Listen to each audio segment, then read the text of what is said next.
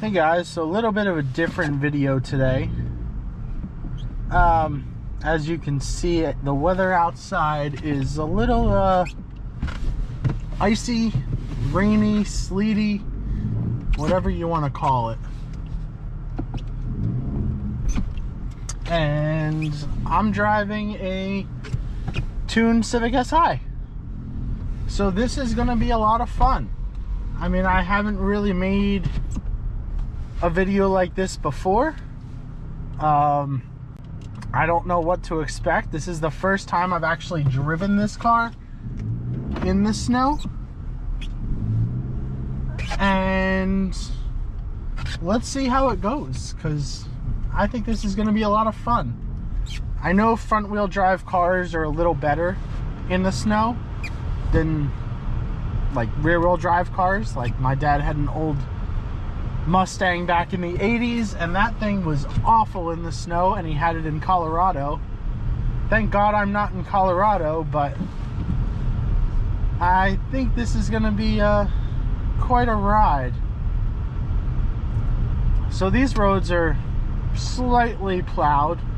I wouldn't say they're perfect, but a majority is gone. Just got to take things really slow. And I'm already sliding. So I'm in second gear, and I don't know if you can see, but my traction control light has literally not turned off. I'd say these cars are better than most cars in the snow, but keep in mind, it's a Honda Civic. It's not a four-wheel drive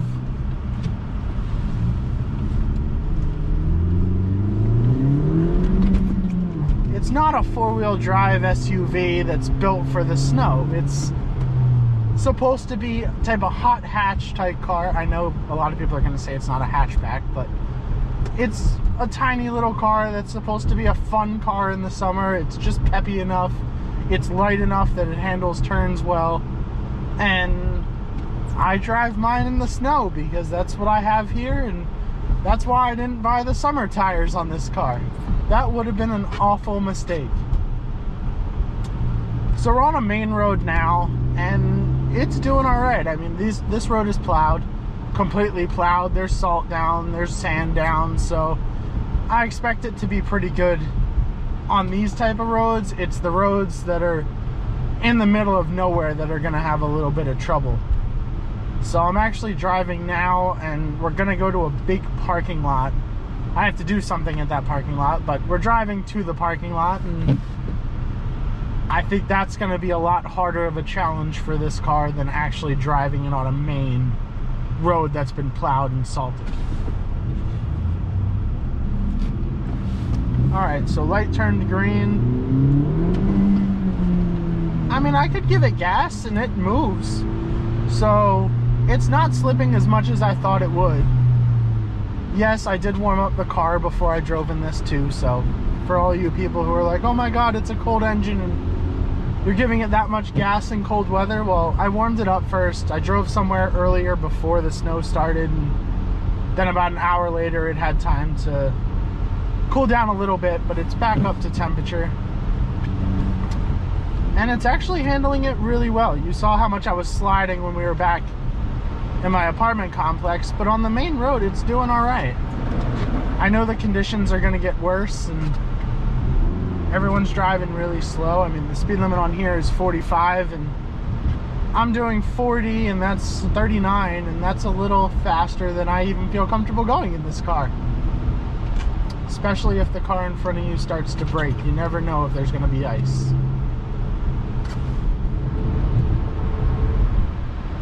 I don't know if you could see on camera, but the snow is starting to pick up now.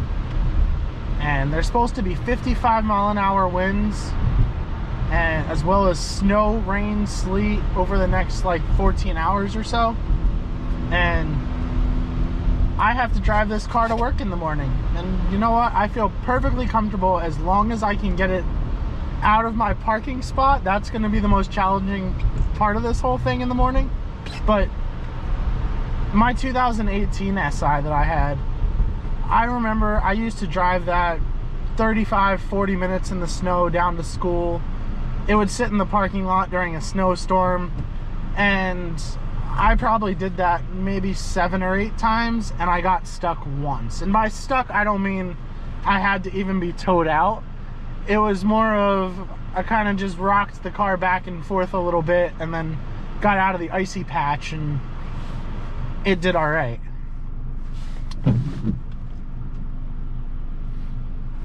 Every time I stop at a red light, I get a little nervous, but the car seems to be doing okay. Do you guys drive your SI in the snow? Like, I know a lot of people are like, oh, I have a friend who has a Type R, and he's got the summer tires on it, and he goes, oh, well, I have another car I drive in the snow because I'm not going to drive my Type R in the snow. So would you guys drive your SI or Type R in the snow? I mean, even a regular Civic. I had a 2013 Civic that I had for 3.5 years, and I drove that in the snow countless times. And it wasn't great, but for the horsepower it had and the skinnier tires compared to an SI model, I think it did great in the snow. I can't remember once ever getting that thing stuck. And I always said that car needed about another 80 horsepower or so, and now that I have the tuned SI, it has about 80 more horsepower, and I'm like, you know what, this is exactly what that car needed, as well as a 6-speed manual. But back then I couldn't drive a manual, so guess that wasn't really an option back then. I actually learned to drive a manual when I drove my 2018 SI off the lot. I had like been in a manual before and kind of driven it in a parking lot for maybe 10 minutes before, but I had never actually really driven a manual on the road until I had gotten my car. And the night I went to get it, I picked it up and my dad was with me, and I had to learn to drive it on the way home. It's after a few weeks. I had a friend that always said after a few weeks it just becomes second nature. You don't even think about it anymore. And that couldn't have been closer to the truth. I mean, you kind of don't even think about it anymore. I just put it into gear, start driving. When you hear the RPMs go up, you shift. Maybe if you're trying to get perfect gas mileage and everything, you look at the RPMs and all that. But for the most part, you can just go off of engine noise and how the car is handling.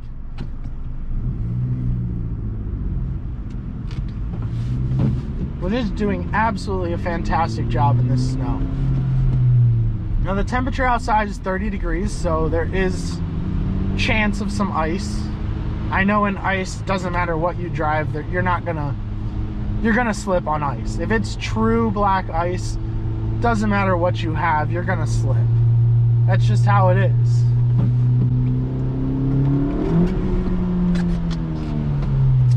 So there was a second gear pull at about 25 miles an hour, and it slipped a little bit once it really got up there and boost, but it pulled a little bit. Absolutely crazy that this car makes good power now. And look at that, people aren't even driving in the right lanes because no one knows where the lanes are. I'm gonna be that daredevil and actually drive in the right lane. So I wanted to say I'm sorry for not having a lot of content out recently. Been finishing my last semester of school. Been working a ton, especially with the pandemic and everything like that. Had the move going on. I tried making some new content that you guys didn't really seem too interested in, so I decided to kind of get rid of that from my channel unless something actually exciting and worthwhile to watch happens. But haven't been posting much, mostly just because I drive my car to work, from work, and that's about it. So I don't really need to do any maintenance. Not that I can do any maintenance these days. In an apartment complex, it's so hard to work on your car. I mean, I even got rid of my ramps and everything, so working on this car is kind of thing of the past. I get free oil changes through the dealership, so I don't even have to do that myself. And I've put, how many miles are on this car now? I've put 8,700 miles on this car, so It'll be a year in March since I've had the car, so haven't even had to replace any filters or anything in it. I mean, of course, you know I have the K&N cold air intake on it, which more of a short ram intake, I would say, just because it doesn't go all the way down. I'd classify it as a short ram intake. K&N says it's a cold air intake, but I don't think that's true whatsoever. It is a great intake though if you're looking for one for your SI. I have a link down in the description that you guys can check out. But it makes a world of difference. It gives you all the whoosh noises and everything, and even with it being so wet outside and the sound being so loud outside, I can still hear the engine making great noise, especially when you give it a little bit of gas and then let go. You can hear it's not a blow off valve, but you can hear the valve release all that pressure. It's awesome. So this is the first time we're gonna make a turn since I got onto this road. Did that at about 20 miles an hour, 18, 20 miles an hour, and it went just fine. Now in the snow, I stay in a low gear when I can. Wow, look at this. Wow, perfect turn. But yeah, I mean, I'm in second gear. I'll go up to third to go 30 miles an hour or so. But I kind of like when I take my foot off the gas, the engine helps me brake in the snow. I just find it a little easier, so I'm shifting less in this weather, as well as also having to brake less. Ooh, little bit of sliding going into this turn. Oh, definitely some sliding. Not uncontrollable sliding, you can feel it, but it's definitely manageable.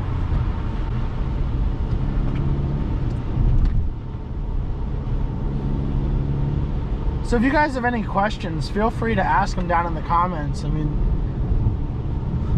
I know this car practically inside and out at this point, especially after it's been my second one, and I used to work at Honda, so I'm great with knowing the ins and outs of Hondas.